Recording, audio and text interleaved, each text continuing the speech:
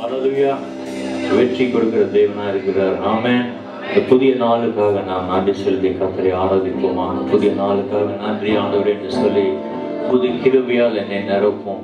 புது கிருபை தாரும் தேவா, புதிய பலன் தாரும் ஆண்டவரே என்று சொல்லி இந்த பாடலை நாம் கரங்களை தட்டி பாடுவோம். புதிய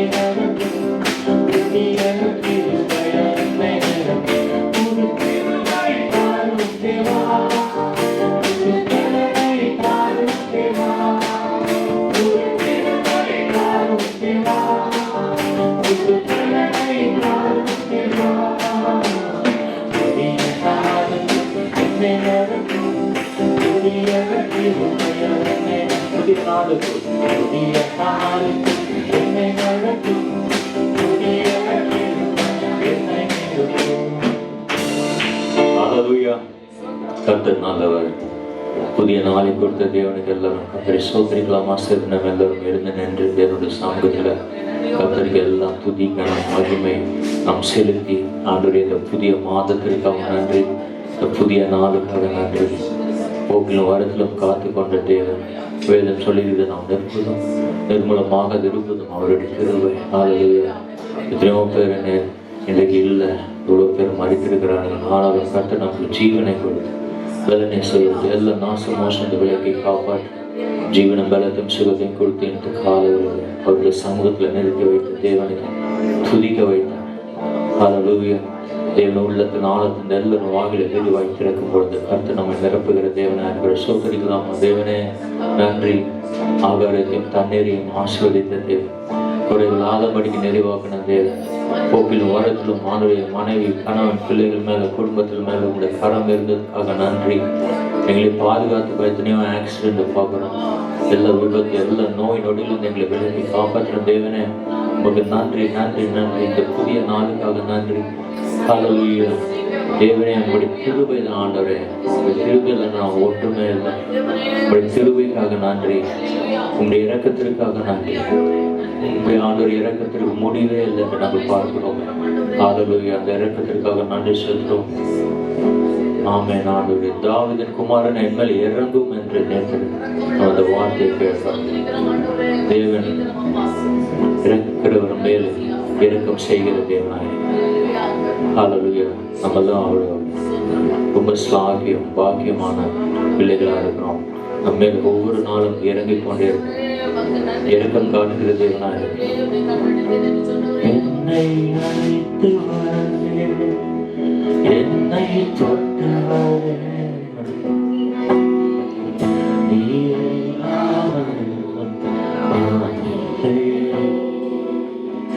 என்னை அழைத்து வரவே, என்னை தொட்டவரே,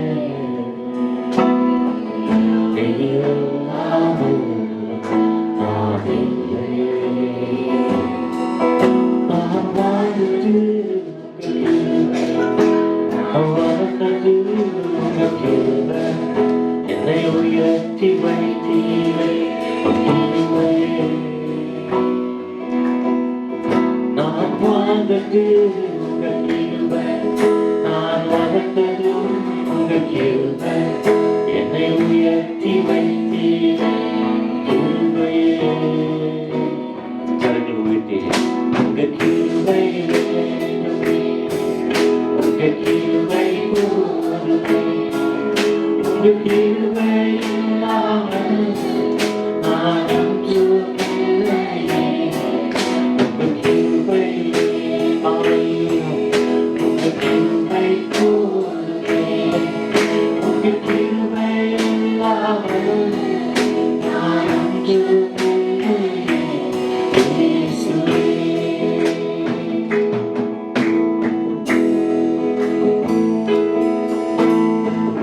தனிமையில் பழுதபோது ஏற்றிட யாரும் அல்ல, பொல்லாடி நடந்தபோது தாங்கிட யாரும் அல்ல. தனிமையில் பழுதபோது ஏற்றிட யாரும் அல்ல, பொல்லாடி நடந்தபோது தாங்கிட யாரும் அல்ல. கதறி அழுத நேரத்தில் என் கண்ணீர் துடைத்து உங்கள் கிருபை, உங்கள் கிருபை இல்லைனா நானும் இல்லை, உங்கள் கிருபை இல்லைனா நானும் இல்லை. கரைகளுக்கு கட்ட ஆண்டவரே, உங்கள் கிருபை, உங்கள் கிருபை போதுமே, உங்கள் கிருபை இல்லாமல் நான் ஒன்றும் இல்லையே. உங்கள் கிருபை, உங்கள் கிருபை போதுமே, உங்கள் கிருபை இல்லாமல் நான் ஒன்றும் இல்லையே. இயேசுவே. நான் என்று சொல்ல எனக்கு ஒன்றுமில்லை, இறைவனை சொல்ல என்னிடம் எதுவுமில்லை.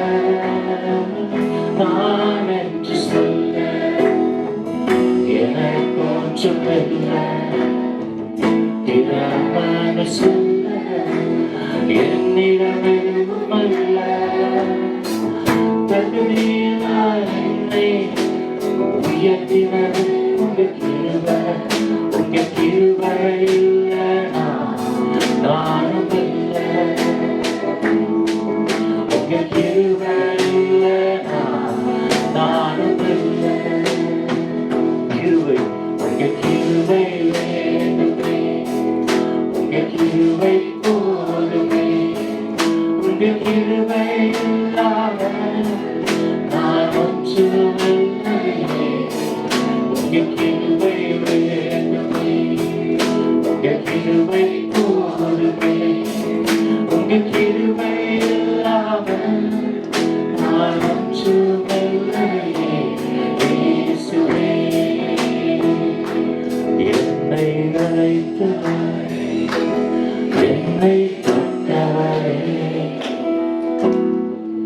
நீர் இல்லாமல் நான் இல்லை. என்னை அழைத்தவரே,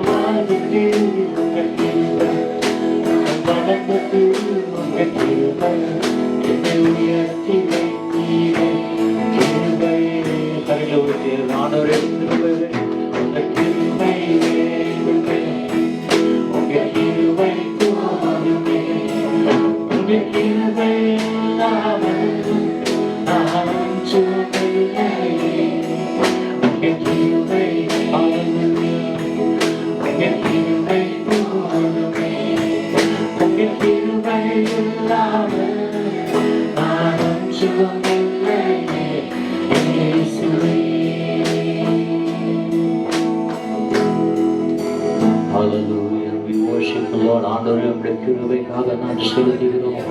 எடுக்கிறதுக்காக நன்றி. உம்முடைய கிருபை இல்லைன்னா நாங்கள் ஒன்றுமே இல்லை. எங்களோட பலன் எங்களை பார்க்கிறோம். Hallelujah. Hallelujah.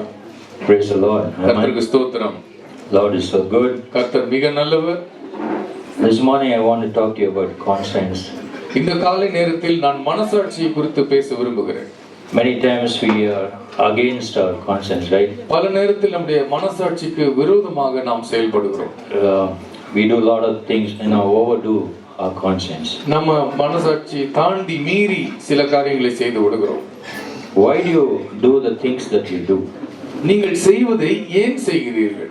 Why do you say the things that you say? நீங்கள் சொல்லுவதை ஏன் சொல்லுகிறீர்கள்?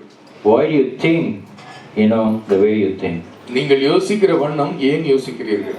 There is always an inner battle that fights, it goes on inside in our self over right and wrong. நல்லது எது கெட்டது எது என்று சொல்லி எப்பொழுதுமே நமக்குள்ளே ஒரு மனப்போராட்டம் இருந்து கொண்டுதான் இருக்கிறது. If you turn your Bibles to Ezekiel chapter 11, எசேக்கியேல் 11ஆம் அதிகாரத்திற்கு நீங்கள் வேதத்தை திருப்புவீர்கள். verse 19 and 20. 19-20 வசனம். அவர்களுடைய கட்டளைகளின்படி நடந்து என் நியாயங்களை கைக்கொண்டு அவைகளின்படி செய்ய நான் அவர்களுக்கு ஏக இருதயத்தை தந்து அவர்கள் உள்ளத்தில் புதிய ஆவியை கொடுத்து கல்லான இருதயத்தை அவர்கள் மாம்சத்திலிருந்து எடுத்து போட்டு சதையான இருதயத்தை அவர்களுக்கு அருளுவேன். அவர்கள் என் ஜனமாய் இருப்பார்கள், நான் அவர்கள் தேவனாய் இருப்பேன். Hallelujah. Hallelujah. 1 Thessalonians chapter 5 verse 23. 1 தெசலோனிக்கேயர் 5ஆம் அதிகாரம் 23ஆம் வசனம்.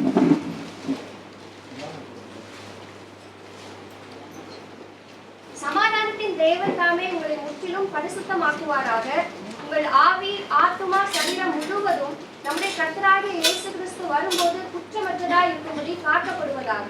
Apostle Paul describes man as having threefold nature. அப்போஸ்தலனாகிய பவுல் மனிதனுக்கு 3 குணாதிசயங்கள் இருப்பதாக சொல்லுகிறார். Apostle Paul says your body, soul and spirit. உங்கள் ஆவி, ஆத்மா, சரீரம் என்று 3 நிலைகளை குறித்து பேசுகிறார். And you relate to the outside world through your 5 senses. உங்களுடைய ஐம்புலன்களினாலே வெளியில் உள்ள உலகத்தோடு நீங்கள் தொடர்பு கொள்கிறீர்கள். What are those 5 senses? 5 புலன்கள் என்ன? Smell, sound, இல்லையா? நுகர்வது, கேட்பது, காண்பது, தொடுவது, சுவைப்பது.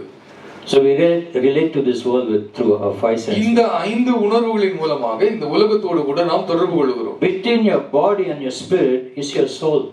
உங்களுடைய சரீரத்திற்குள்ளாக ஆவிக்குள்ளாக உங்கள் ஆத்மா இருக்கிறது. Your will, your intellect and your emotions.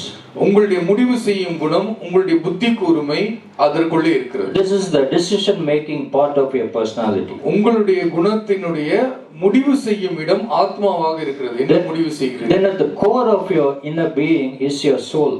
உங்களுடைய உள்ளான மனிதனுடைய மைய பகுதி தான் ஆத்மா. And that is a spiritual man. அதுதான் ஆவிக்குரிய மனிதன் என்று சொல்லுகிறார் அல்லவா, அவன் பேர் தான் ஆத்மா. That is the conscience. அதுதான் மனசாட்சி. Where the voice of God speaks through our conscience. அந்த மனசாட்சியின் மூலமாக கர்த்தருடைய சத்தம் நம்முடைய உள்ளத்திலே பேசுகிறது. It is often through a conscience that God speaks to us and he guides us. மனசாட்சியின் மூலமாக தான் கர்த்தர் நம்மோடு கூட பேசி நம்மை நடத்துகிறார். You see, the angel is all spirit. எல்லா தேவதூதர்களும் அவர்கள் ஆவி ரூபமாய் இருக்கிறார். Animal is all flesh. நீங்க மிருகங்களை பாத்தீங்கன்னா அதுகிட்ட வெறும் மாம்சம் தான் இருக்கு. Do animals have spirit? மிருகங்களுக்கு ஆவி இருக்கிறதா? சொல்லுங்களா? Do animals go to heaven? No. Angel is all spirit. ஆனால் தேவதூதர்கள் ஆவியா இருக்கிறார்கள். But animals, it's all flesh. மிருகத்திடம் என்ன இருக்குது? மாம்சம் மட்டும் தான் இருக்கு. So in John chapter 4 verse 24, யோவான் 4:24 Bible says that God is spirit and the worshippers must worship the Lord in spirit and in truth. கர்த்தர் ஆவியா இருக்கிறார். கர்த்தரை ஆராதிக்கிறவர்கள் அவரை ஆவியுடனும் உண்மையுடனும் ஆராதிக்க வேண்டும் என்று சொல்கிறார். So when you walk in the spirit, you are like an angel. நீங்கள் ஆவியிலே நடக்கும் பொழுது நீங்கள் தேவதூதர்களைப் போல் இருக்கிறீர்கள். And when you walk in the flesh, who are you? மாம்சத்தில் நடக்கும்போது யார் மாதிரி இருக்கும்? Like an animal. மிருகத்தை மாதிரி இருக்கும். Simple as that.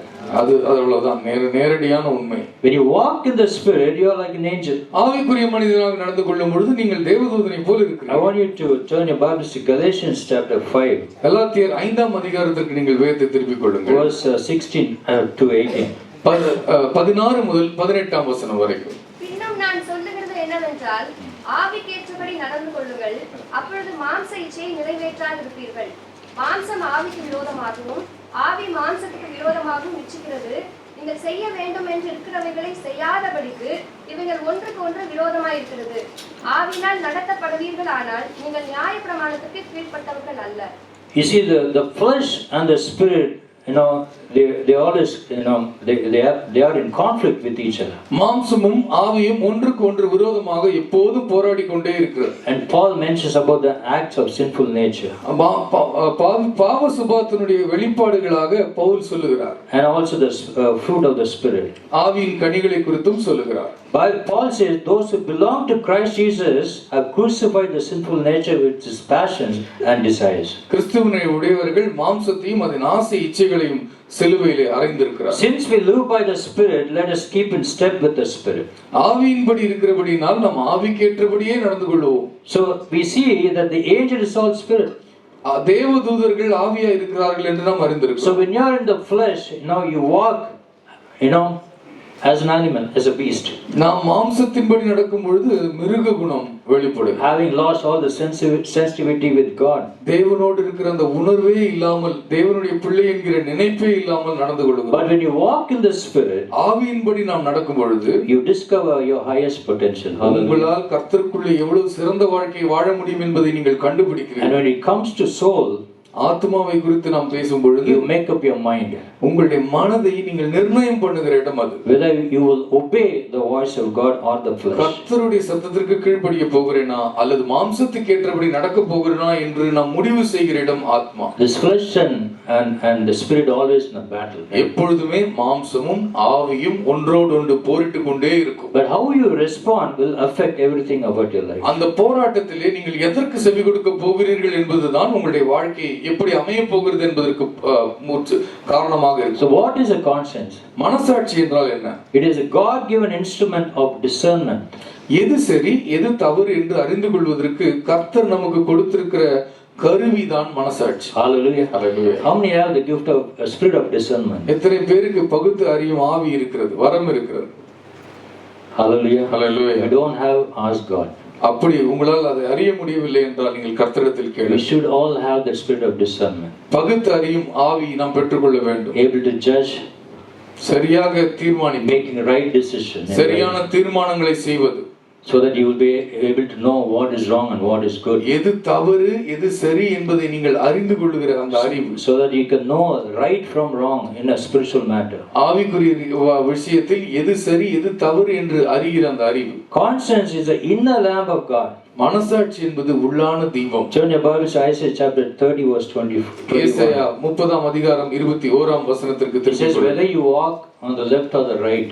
இடதுபுறமோ வலதுபுறமோ நான் எவ்வழி நடக்க வேண்டும். Your ears always hears a voice saying, this is the way, walk in it. இதுவே வழி, நீ இதில் தான் நடக்க வேண்டும் என்று உங்களோடு பேசுகிற தேவனுடைய சத்தத்திற்கு நாம் செவி கொடுக்க வேண்டும். Hallelujah. Hallelujah. How many have heard that voice from God? அந்த தேவனுடைய வழிநடத்துதல் எத்தனை பேர் கேட்டிருக்கிறீர்கள்? Many times we walk in the wrong way. பல நேரத்தில் நாம் தவறான பாதையிலே போய் கொண்டிருப்போம். You say my way is what I walk. எனக்கு போகணும் தோன்ற வழியில நான் போய் கொண்டிருப்பேன் என்று சொல்லுவோம். But God says this is the way, walk. ஆண்டவர் சொல்வார் நீ நடக்க வேண்டிய வழி இதுவே. So conscience is the inner lamp of God. மனசாட்சி என்பது கர்த்தருடைய உள்ளான தீபம். That says this is the way, walk in it. இதுதான் வழி, நீ இதில் தான் நடக்க வேண்டும் என்று அது சொல்லுகிறது. Conscience is God's umpire.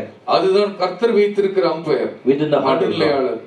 நம்முடைய உள்ளத்திற்குள்ளே கர்த்தர் வைத்திருக்கிற நடுநிலையாளர். In the games we see there's umpire and referees, right? விளையாட்டுகளிலே நம் நடுநிலையாளரை நாம் பார்க்கிறோம். Umpire is someone who knows what is right and what is wrong. எது சரி எது தவறு என்று அவர் சொல்லுகிறார், அறிந்திருக்கிறார். What is acceptable and what is not acceptable. ஏற்புடையது எது ஏற்க கூடாதது என்று அவர் சொல்லுகிறார். So we are hearing this voice every time, every second in our life. வாழ்க்கையில் இந்த சத்தத்தை ஒவ்வொரு முறையும் நாம் கேட்டுக்கொண்டே இருக்கிறோம். Conscience made Adam and Eve hide from God in the Garden of Eden. மனசாட்சி தான் கர்த்தரை விட்டு ஒளிந்து கொள்ளும்படி ஆதாமும் ஏவாளையும் தூண்டியது. They knew they disobeyed the word of God. கர்த்தருக்கு கீழ்ப்படியாமல் போனோம் என்று அவருடைய மனசாட்சி அவர்களை குத்தினது. And they were so shameful and fearful. அவர்கள் அவமானம் அடைந்தார்கள், வெட்கம் அடைந்தார்கள், பயந்து போனார்கள். You know, King David cried out in Psalm 51 verse 1. தாவீது ராஜா 51ஆம் அதிகாரம் 1ஆம் வசனத்திலே கதறுகிறான். He says, Lord, have mercy on me. என் மீது இரக்கமாயிரும் ஆண்டவரே. Because the full weight of his murderous, adulterous sin with Bathsheba. கொலை வெறி கொண்ட விபச்சார மயக்கத்தில் செய்த பத்சேபாளோடு செய்த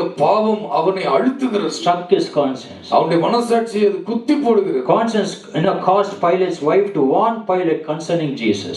மனசாட்சி தான் பிலாத்துடைய மனைவி பிலாத்தை எச்சரிக்கும்படி செய்தது. இயேசு கிறிஸ்துவை குறித்து, இந்த மனுஷனை குறித்து எச்சரிக்கை. In Matthew chapter 27 verse 19. மத்தேயு 27ஆம் அதிகாரம் 19ஆம் வசனத்தில் Pilate said, I have nothing to do with that just man. இந்த நீதியுள்ள மனுஷனுக்கு விரோதமாக ஒன்றையும் நான் ஒரு குற்றத்தையும் காணவில்லை என்று சொல்லுகிறார். Pain in your conscience says that you violated the laws of God. உங்களுடைய உள்ளத்திலே மனசாட்சி சொல்லும், நீ தேவனுடைய பிரமாணங்களை மீறி விட்டாய் என்று சொல்லும். And that peace and joy and salvation are not possible. அப்பொழுது ரட்சிப்பினுடைய சந்தோஷம் அங்கே இருக்காது. You should stop running to preachers. நீங்க பிரசங்கியாரிடமா தேடி ஓடுவதை நிறுத்துங்கள். Go back to the word of God. கர்த்தருடைய வார்த்தைக்கு நீங்கள் திரும்பி செல்லுங்கள். Hallelujah. Deceived if you follow your mind. உங்களுடைய சிந்தை சொல்லுகிறபடியே நீங்கள் செய்து கொண்டிருந்தால் நீங்கள் வஞ்சிக்கப்படுவீர்கள். The way what our mind is, right? நம்முடைய மனம் எப்படி இருக்கிறதோ அப்படிதான் நாம் இருக்கிறோம். Our mind is full of lots of, you know, it wrestles our lives. நம்முடைய மனம் நம்மோடு கூட போராடுகிறது. That's why Apostle Paul says take the helmet of salvation. ஆகவே தான் அப்போஸ்தலனாகிய பவுல் சொல்கிறார், ரட்சிப்பின் தலைச்சீராவை அணிந்து கொள்ளுங்கள். Wear helmet because it gives you protection. நாம் தலைச்சீராவை அணிந்து கொள்கிறோம் ஏனெனில் அது நமக்கு பாதுகாப்பை தருகிறது. Likewise Paul says when you wear the helmet of salvation, ரட்சிப்பின் தலைக்கவசத்தை நீங்கள் அணிந்து கொள்ளும் பொழுது it gives you divine protection from all negative thoughts. எல்லாவிதமான எதிர்மறையான எண்ணங்களிலிருந்து உங்களை பாதுகாக்கிறது. From all sensual thinking. எல்லாவித பாலுறவிலே நடக்கிற தீமையான சிந்தையிலிருந்து everything that torments your mind. உங்களுடைய மனதை சித்திரவதை செய்கிற எல்லா பொல்லாத சிந்தனைகளிலிருந்து. Because helmet of salvation brings you divine protection. ரட்சிப்பின் தலைக்கவசம் நமக்கு தெய்வீக பாதுகாப்பை தருகிறது. So you will be deceived if you follow your mind. உங்களுடைய மனம் சொல்லுகிறபடி நீங்கள் மனம் போன போக்கில் போனால் வஞ்சிக்கப்படுவீர்கள். You will be deceived when you follow your intellect or your flesh. உங்களுடைய புத்தி கூர்மையையும் உங்களுடைய மாம்சம் சொல்லுகிறதையும் கேட்டுக்கொண்டு இஷ்டம் போல் வாழ்ந்தால் வஞ்சிக்கப்படுவீர்கள். But thank God for the conscience. கர்த்தர் கொடுத்திருக்கிற இந்த மனசாட்சிக்காக நன்றி சொல்லுவோம். Hallelujah. Hallelujah. Because when we do something wrong, our conscience will continue to speak. நாம் ஒரு தீமை செய்யும் பொழுது நம்முடைய மனசாட்சி நம்மோடு கூட தொடர்ந்து நம்மோடு போராடுகிறது. Because it brings a change in us. அது நமக்குள்ளே ஒரு மாற்றத்தை கொண்டு வருகிறது. You know, when you do something wrong, நீங்கள் ஒரு தீமையை செய்யும் பொழுது you can't sleep, right? சரியா தூங்க முடியாது இல்லையா? Amen. Amen. The conscience will, you know, continue to, you know, hurt you. மனசாட்சி உங்களை தொடர்ந்து உங்களை வாதித்துக் கொண்டே To இருக்கும். tell you, you did this, you did that. நீ இதை செய்தாய், இதை செய்தாய், இதை செய்தாய் என்று. But thank God for your conscience. அந்த மனசாட்சிக்கு நன்றி சொல்லுங்கள். Because when you listen to the voice of God, கர்த்தருடைய சத்தத்திற்கு நாம் செவி கொடுக்கும் it பொழுது is often through a conscience that God speaks to us. அந்த மனசாட்சியின் மூலமாக தான் பெரும்பான்மையாக கர்த்தர் நம்மோடு கூட So when you பேசுகிறார். listen to the voice of the Holy Spirit, பரிசுத்தாவினுடைய சத்தத்திற்கு நீங்கள் செவி கொடுக்கும் பொழுது you will reach God's destiny in your life. கர்த்தர் உங்களுக்கென்று வைத்திருக்கிற லக்கை நோக்கி நீங்கள் பயணப்படுவீர்கள். Hallelujah. ஹalleluya. Praise God. கர்த்தரை துதிப்போம். How does a conscience work? எப்படி இந்த மனசாட்சி வேலை செய்கிறது? Turn about us to Titus chapter 1. தீத்து 1ஆம் அதிகாரத்துக்கு வேதத்தை திருப்பிக் கொள்ளுங்கள். Verse 15 and 16. 15 16ஆம் வசனம். சுத்தமுள்ளவர்களுக்கு சகலமும் சுத்தமாயிருக்கும், அசுத்தமுள்ளவர்களுக்கும் அவிசுவாசிகளுக்கும் ஒன்றும் சுத்தமாயிராது. அவர்களுடைய புத்தியும் மனசாட்சியும் அசுத்தமாயிருக்கும். அவர்கள் தேவனை அறிந்திருக்கிறோம் என்று அறிக்கை பண்ணுகிறார்கள், கிரியைகளினாலோ அவரை மறுதலிக்கிறார்கள். அவர்கள் அருவருக்கப்படத்தக்கவர்களும் கீழ்ப்படியாதவர்களும் எந்த நற்கிரியையும் செய்ய ஆகாதவர்களுமாய் இருக்கிறார்கள். You see, the conscience works to change a person from the inside out. மனசாட்சி ஒரு மனிதனை உள்ளிருந்து வெளிப்புறமாக சுத்தமாக்கும். John chapter 8 we see the Pharisees caught a prostitute. யோவான் 8ஆம் அதிகாரத்திலே பரிசேயர்கள் ஒரு விபச்சாரத்தில் பிடிக்கப்பட்ட ஒரு பெண்ணை கொண்டு வருகிறார்கள். They caught a woman in the act of adultery and they brought her to Jesus. கையுமையுமாக விபச்சாரத்தில் பிடிக்கப்பட்ட ஒரு பெண்ணை இயேசுவிடத்தில் கொண்டு வருகிறார். But the Pharisees correctly told Jesus, பரிசேயர்கள் சரியாக இயேசுவை பார்த்து சொன்னார்கள், according to the law she must be stoned to death. நியாயப்பிரமாணத்தின்படி இவள் கல்லெறிந்து கொல்லப்பட வேண்டும். But the law affected only the outside of a man. நியாயப்பிரமாணம் ஒரு மனிதனுடைய வெளிப்புறத்தை மட்டும் தான் பாதிக்கிறது. As long as you keep your religious rules like the Pharisees, பரிசேயர்களைப் போல மத சடங்குகளை நீங்கள் கடைபிடிக்கும் பொழுது you can look wonderful outside. நீங்கள் வெளிப்புறத்துல ரொம்ப நல்லவர்கள் போல சிறந்தவர்களைப் போல காண்பித்துக் கொள்ளலாம். But in the inside you look as poisonous as a snake. ஆனால் உன்னுடைய உள்ளமோ அது விஷ பாம்பை போல இருக்கிறது. You read Matthew chapter 23 verse 27. மத்தேயு 23 அதிகாரம் 27 வசனத்தில் This is how Jesus calls the Pharisees. இப்படித்தான் பரிசேயர்களை இயேசு அழைக்கிறார். Woe to you, scribes and Pharisees, மாயக்காரராகிய வேதபாரகரே பரிசேயரே உங்களுக்கு ஐயோ. hypocrites, for you are like whitewashed tomb, which indeed appears beautifully outwardly, வெள்ளடிக்கப்பட்ட கல்லறைகளுக்கு ஒப்பாய் இருக்கிறீர்கள், அவைகள் புறம்பே அலங்காரமாய் காணப்படும், but inside are full of dead man's bones and uncleanness. உள்ளேயோ மரித்தவர்களின் எலும்புகளினாலும் சகல அசுத்தத்தினாலும் நிறைந்திருக்கும். Jesus said that because it was true of all those Pharisees. இயேசு கிறிஸ்து சொன்னதற்கு காரணம் இவை அனைத்தும் அவர்களை குறித்து அவர் சொன்னது அனைத்தும் உண்மை. And it is also often true of us. நம்மை குறித்தும் சில நேரத்தில் அது உண்மையாக இருக்கிறது. Amen. Amen. How does the conscience work?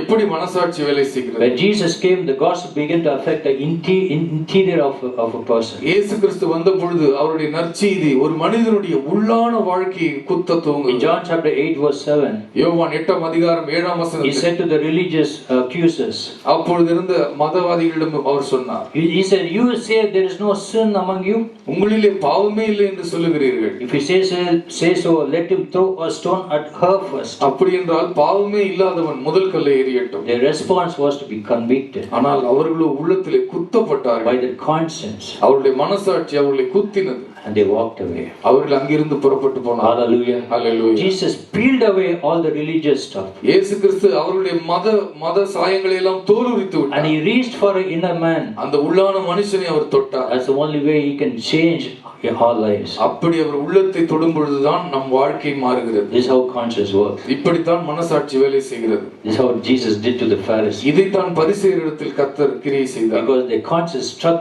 their mind. ஏனென்றால் அவர்கள் மனசாட்சி அவருடைய மனதை குத்தினது. They threw all the stones away and they walked. அவர்கள் கல்லுகளை எறிந்து விட்டு அவர்கள் போய் விட்டார்கள். Hallelujah. Hallelujah. You see, the mind, the intellect, the will and emotion, சிந்தை மற்றும் புத்தி கூர்மை, உணர்வு மற்றும் சிந்தனை will justify what the conscience condemns. இவைகள் என்ன செய்யும் என்றால் மனசாட்சி எதை தீங்கு என்று சொல்லுகிறதோ அதை நியாயப்படுத்த முயற்சி செய்யும். 2 Samuel chapter 11 verse 2 and 3. 2 Samuel 11 அதிகாரம் 2-3 வசனங்கள். Because the carnal mind is enmity against God. ஏனென்றால் மாம்ச சிந்தை தேவனுக்கு விரோதமான பகை என்று வேதம் சொல்லுகிறது. The carnal mind will always be at war with the conscience. மாம்ச சிந்தை எப்பொழுதுமே நம்முடைய மனசாட்சிக்கு எதிராக ஒரு யுத்தம் செய்து கொண்டே இருக்கும். If you turn the Bible to Romans chapter 8.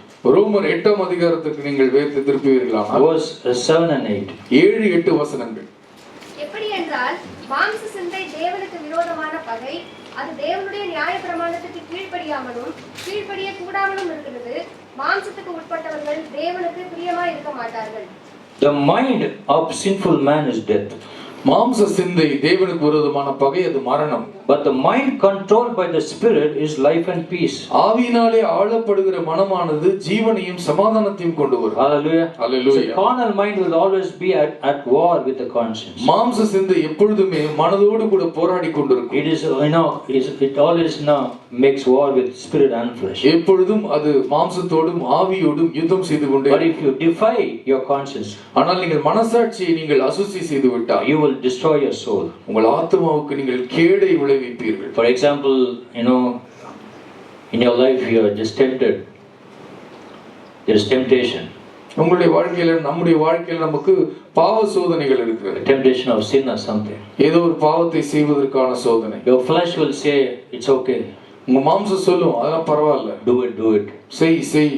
But your conscience will say, உங்களுடைய மனசாட்சி சொல்லும், no, don't do it. இதை செய்யாதே. You had enough. நீ உனக்கு எல்லாமே இருக்கிறது. But your mind, will always count us.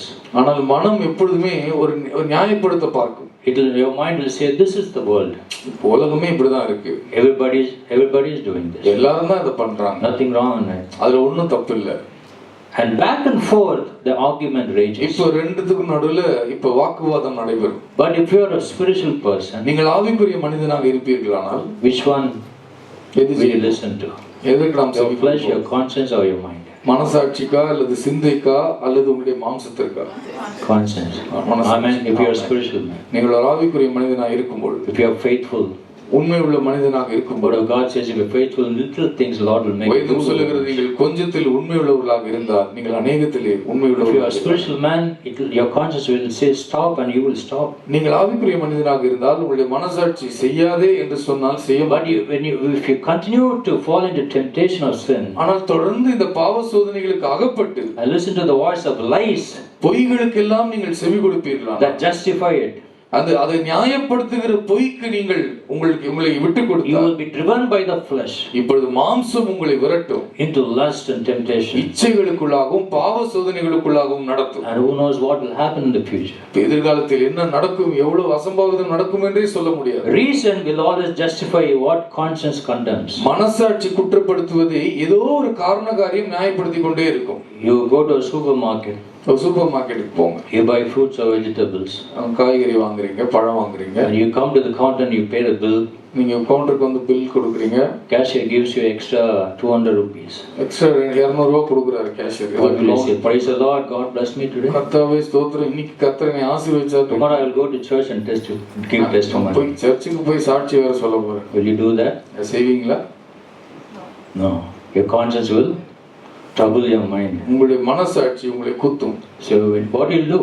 என்ன செய்வீங்க? Put it in a pocket and come back home. பாக்கெட்ல போட்டு வந்துருவோம். சொல்லுங்களா? You will give it back. Amen. கொடுத்துருவீங்களா? Otherwise you are stealing. அப்படின்னா அதுக்கு பேர் திருட்டு. So mind says, that's nothing, you take it back home. அது ஒண்ணும் பிரச்சனை இல்லை, நீ எடுத்துட்டு வீட்டுக்கு போ. But if you are a spiritual person, you will give it back. ஆவிக்குரிய மனிதனாக இருக்கும்போது நாம் திரும்ப கொடுப்போம். And if you are ruled by your mind, you will take the money home. இந்த சிந்தைக்கு நீங்க ஆளுகைக்கு இடம் கொடுத்தா வீட்டுக்கு எடுத்துட்டு போய். And you will feel guilty all night long. அப்புறம் நைட் எல்லாம் குற்ற மனசாட்சி வாழ்த்து கொண்டு. Because your conscience will always speak. என் மனசாட்சி சும்மா எல்லாம் கத்திட்டே இருக்கும். And the best tranquilizer is, அதுதான் நம்ம சமாதானப்படும், is to have a clear conscience. சுத்த மனசாட்சி தான் அமைதியான வாழ்க்கைக்கு ஒரே. That's why David said, Lord, give me a clean heart. அதனால தான் தாவீது சொல்கிறான், சுத்த இருதயத்தை. Because he doesn't have a clean heart. உள்ள மனசு அழுக்கா இருக்கு. அவன் fall into adult with Bathsheba. பத்சேபாவோடு விபச்சாரம் செய்தான்.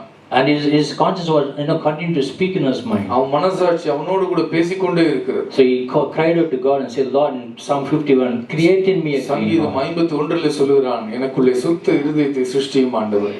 And let give me a right spirit within me. எனக்கு ஒரு நேர்மையான சிந்தனையை தாரும். Cast me not away from your presence. என்னை விட்டு தள்ளி விடாதிரும் ஆண்டவரே. Restore unto me the joy of salvation. எனக்கு ரட்சிப்பின் சந்தோஷத்தை மறுபடியும் தாரும். Renew a right spirit within me. எனக்குள்ளே ஒரு நேர்மையான சிந்தை உண்டாகட்டும். If you have a clear conscience, சுத்த மனசாட்சி இருந்தால், you will make a right decision in your life. நீங்க செய்யற தீர்மானம் எல்லாம் சரியா தான் இருக்கும். You can make a right decision in your home, for your children, for your husband, for your wife, உங்கள் கணவருக்கு, உங்கள் மனைவிக்காக நீங்கள் எடுக்கிற தீர்மானங்கள், உங்கள் ஊழியத்தில் நீங்கள் எடுக்கிற தீர்மானங்கள் சரியானதாகவே இருக்கும். Have clear conscience. சரியான சுத்த மனசாட்சியோடு இருங்கள். Daniel chapter 6 verse 10 and 16. தானியேல் 6ஆம் அதிகாரம் 10-16 வசனங்கள். Conscience never bends to outside pressure. மனசாட்சி வெளியில இருந்து வருகிற அழுத்தங்களுக்கு எல்லாம் அது அசைந்து கொடுக்காது.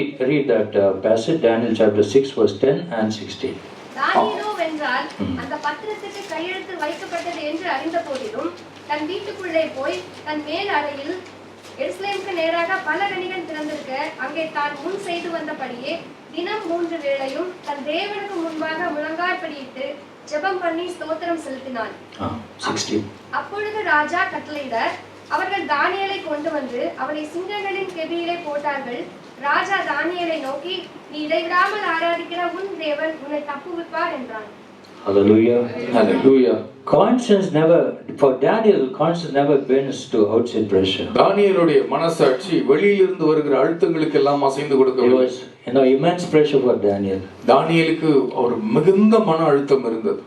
And they know the king brought a decree saying, you keep on praying, I'll throw you into lions den. நீ தொடர்ந்து உன் தேவனை நோக்கி ஜெபம் பண்ணினால் உன்னை சிங்க கெபியிலே தூக்கி எறிந்து விடுவேன் என்று சொன்னார். But his conscience never bent to outside pressure. வெளியிலிருந்து வருகிற அழுத்தங்களுக்கு எல்லாம் அவனுடைய மனசாட்சி அடங்கி விடவில்லை. There's a lot of pressure in our life, right? நம்முடைய வாழ்க்கையிலும் அழுத்தங்கள் இருக்கிறது. Pressure at work and home and வேலை ஸ்தலத்திலும் வீட்டிலும் family, children, ministry. குடும்பத்தில் பிள்ளைகள் ஊழியங்கள் என்று நிறைய இருக்கிறது. Hallelujah. Hallelujah. But God has given us that conscience. ஆனால் ஆண்டவரோ நமக்கு மனசாட்சியை We கொடுத்தார். should never bend to all such pressures. இப்படிப்பட்ட அழுத்தங்களுக்கு எல்லாம் நாம் அசைந்து கொடுக்க கூடாது. Weakness will be there. பலவீனங்கள் இருக்கும். Even Apostle Paul had some. பவுலுக்கும் சில பலவீனங்கள் said, Lord, take away the thorn from my flesh. என் சரீரத்திலிருந்து இந்த முள்ளை எடுத்து போடும் என்று He did not pray one, but he prayed 3 times. ஒரு முறை இல்ல 3 முறை ஜெபம் பண்ணினார். What did the Lord say? I will take it away. எடுத்து போடுவேன் என்று சொன்னார். Many times we pray to God and remove certain things out of our life. சில நேரத்துல நம்ம கர்த்தரிடத்தில் ஜெபம் பண்ணுவோம், ஆண்டவரே இதை என் வாழ்க்கையிலிருந்து அகற்றி Let the sickness flee.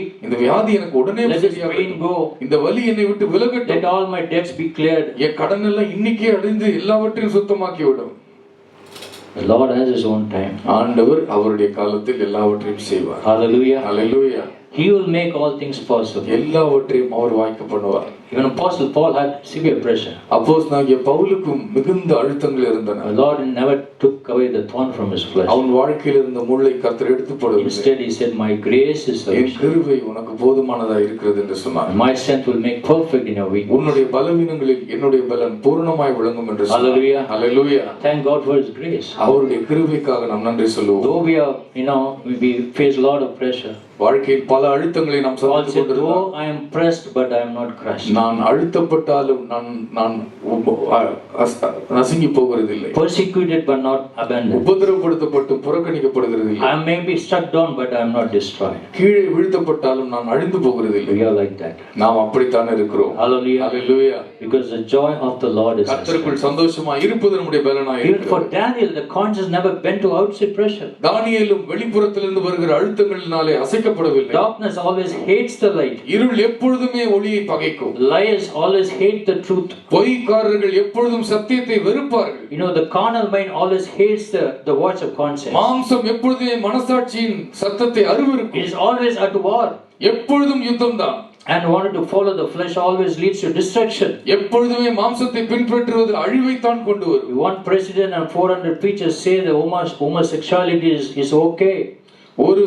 ஒரு பிரசங்கியாரும் 400 தலைவர்களும் ஓரின சேர்க்கை சரி என்று சொன்னாலும், But when Bible says it is sin, it is sin. வேதம் அதை பாவம் என்று சொன்னால் அது பாவம்தான். Conscience never surrendered to outside opinion. மனசாட்சி வெளிப்பிரகாரமான கருத்து கணிப்புகளை கேட்டு முடிவு செய்வதில்லை. It doesn't surrender when Christianity is slandered.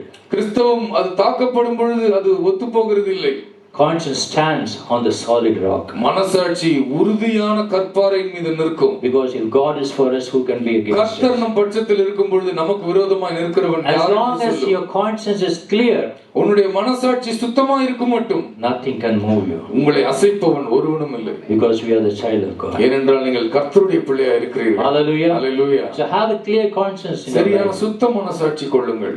Paul said, do not conform any longer to the pattern of the world. Pavul சொல்கிறான், நீங்கள் இனி உலகத்தின் முறைமைகளுக்கு ஏற்றபடி எல்லாம் நடந்து கொள்ள வேண்டாம். But be transformed by the renewing of your mind. உங்களுடைய மனம் புதிதாகிறதுனாலே நீங்கள் மறுரூபமாகுங்கள். Our mind needs to be transformed. நம்முடைய மனம் மாறி சுத்தமாகிக் கொண்டே இருக்க வேண்டும். Hallelujah. Hallelujah. Don't always think about the past issues ஏதாவது என்றைக்கோ நடந்த பிரச்சனைகளை யோசித்துக் கொண்டே இருக்காதீர்கள். or the arguments or fights that happen between you and your family members. உங்கள் குடும்பத்தில் இருக்கிற அங்கத்தினர்களோடு என்றோ நடந்த சண்டையெல்லாம் யோசித்துக் கொண்டிருக்காதீர்கள். Never recollect those things. அதையெல்லாம் ஞாபகப்படுத்தி சேகரித்து அப்படியே பத்திரமாக Let your mind be transformed. உங்களுடைய மனம் புதிதாகட்டும். Let your mind be renewed. உங்களுடைய மனம் புதிதாகட்டும். Have a clear conscience. ஒரு சுத்த மனசாட்சி உண்டாகட்டும். Never surrender. Never bend to any outside pressure. வெளியிலிருந்து வருகிற அழுத்தங்களுக்கு நீங்கள் பணிந்து போக வேண்டாம். Be like Daniel. தானியேலை போல இருங்கள். Be like Apostle Paul. அப்போஸ்தலனாகிய பவுலை போல இருங்கள். Hallelujah. Hallelujah. And daily you will see the grace of God upon you. கர்த்தருடைய கிருபை உங்கள் மீது தங்கி இருக்கிறதை நீங்கள் காண்பீர்கள். Amen. Amen. May God bless His word. கர்த்தருடைய வார்த்தையை Let's all ஆசீர்வதிப்பார். stand together நம் அனைவரும் எழுந்து நிற்போம். and pray. நாம் ஜெபிப்போம். Ask us to pray. நாம் ஜெபிப்போம். அன்பின் ஆண்டவரே, சுத்த மனசாட்சி எங்களுக்கு தாங்கப்பா. அன்றை நாங்கள் மற்றவர்களிடத்தில் பொய் சொன்னது பத்தாது என்று, கர்த்தரிடத்தில் சொன்னது பத்தாது என்று எங்களிடம் நாங்களே பொய் சொல்லுவோம். இது பரவாயில்லை, யார்தான் பண்ணல, இப்படிலாம் இருந்தா வாழ முடியாது, இப்படிலாம் இருந்தா நடக்க முடியாது. வேதம் சரி என்று சொன்னால் அது சரி, சரி இல்லை என்று சொன்னால் அது சரியில்லை. கர்த்தர் மனசாட்சியில் உணர்த்தும் பொழுது மனசாட்சியை சம்மட்டியாலே அடித்து ஏதோ ஒரு அதற்கு நியாயத்தை கற்பித்து மனம் திரும்புவதற்கு பதிலாக நான் செய்வது சரிதான் என்று உள்ளுக்குள்ளேயே வாதிட்டு மனசாட்சியை மழுங்கடித்து மனசாட்சியினுடைய குரலை அழுத்தி எங்களில் இருந்து மிருகம் வெளிப்படாதபடிக்கு நாங்கள் ஆவிக்குரியவர்களை நடந்து கொள்ள உதவி செய்வோம். கரங்களை உயர்த்தி கர்த்தரை ஒப்பு கொடுப்போமா? அன்றை நான் மாம்சத்திற்கு தீனி போட்டு மாம்சத்தை வளர்ப்பேன், ஆனால் நான் மிருகம் போல் இருப்பேன் ஆண்டவரே. ஆனால் என் ஆவியான் மனசாட்சிக்கு கீழ்ப்படிவேன், ஆனால் கர்த்தரின் உள்ளத்திலே பேசுகிற சத்தத்திற்கு நான் கீழ்ப்படிவேன், ஆனால் கர்த்தர் வைத்திருக்கிற அந்த உள்ளத்தின் தீபத்தின் வெளிச்சத்தில் நான் நடப்பேன், ஆனால் தேவதூதனை போல் இருப்பேன் ஆண்டவரே. நாங்கள் ஆவிக்குரியவர்களாக இருக்க எங்களுக்கு உதவி செய்வீராக. மாம்சத்தின் மறுபடியும் மாம்சத்தின்படி நடப்பதற்கு நாம் மாம்சத்திற்கு கடனாளிகள் அல்லவே என்று வேதம் சொல்லுகிறது. நாங்கள் கர்த்தருக்கு கடன்பட்டிருக்கிறோம். கர்த்தரை பிரியப்படுத்துவதற்காக நாங்கள் வாழுகிறோம். எந்த மனுஷனையும் அல்ல, இந்த உலகமே எதிர்த்து நின்று ஒரு தீமை ஏற்றுக்கொண்டாலும் அந்த தீமைக்கு எதிர்த்து நிற்கிற திராணி எங்களுக்கு தருவீராக.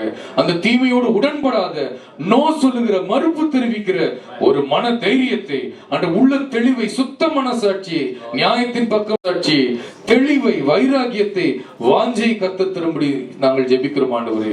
உலகத்தோடு ஒத்து போய் விடாமல் நாங்கள் சுத்த வாழ்க்கையை வாழ எங்களுக்கு கிருபை தாரும்.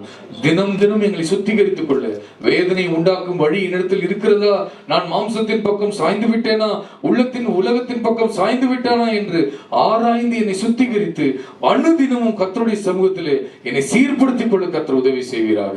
உங்களுடைய திருக்கரத்தில் எங்களை தாழ்த்தி அர்ப்பணிக்கிறோம். இயேசுவின் நாமத்தில் ஜெபிக்கிறோம் பிதாவே, ஆமென்.